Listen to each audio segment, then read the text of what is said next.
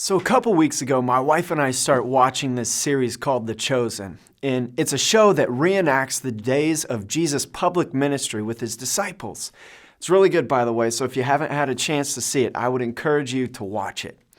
Well, there's this point early on in Jesus' public ministry when crowds start surrounding him while he's teaching, and one of his disciples, Peter, gets extremely concerned about his safety because Romans did not like large gatherings because they would a lot of times turn into mobs.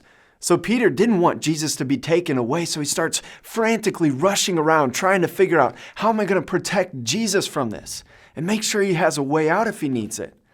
Well, then he calls one of the other disciples over to discuss the plan with him.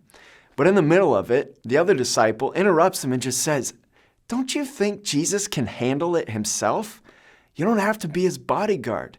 He didn't call you to that. He told you that he is making you a fisher of men." And Peter, perplexed and frustrated, responded sharply with words that actually resonate in my heart sometimes. He says, "But I don't even understand what that means." Friend, do you ever feel like that? Like you don't understand what Jesus is doing in you? Like you can't put meaning to the words that he said in his word and how that applies to you?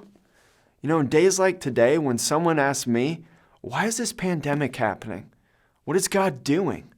My answer a lot of times is, you know what, right now, I don't understand.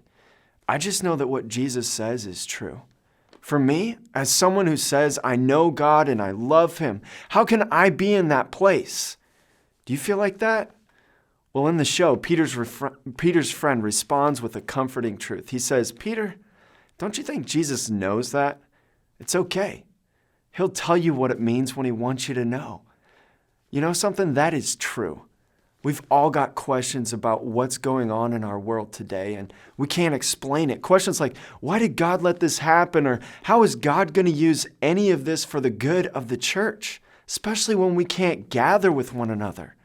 Or why does my friend have coronavirus? All these questions that we can't answer. Friend, Jesus knows this, and it's okay. Most of the Christian life is about trusting Jesus today and understanding more later. Well, at the end of Jesus' ministry with the disciples, he tells them, right before he's getting ready to go be betrayed in John 16, he says, "I've said these things to you that you may have peace. In the world you will have tribulation, but take heart." Why? Because I have overcome the world. Friend, peace is not going to come from you and me understanding all the details or reasons why these things are happening, or even knowing how all of the theological truths apply to our life right now. Peace comes from trusting that Jesus is true and what he says will stand. So when you don't understand the circumstances or the reasons or how to answer all of life's problems today, be encouraged. It's okay. Jesus did not call you to that. He called you to trust him.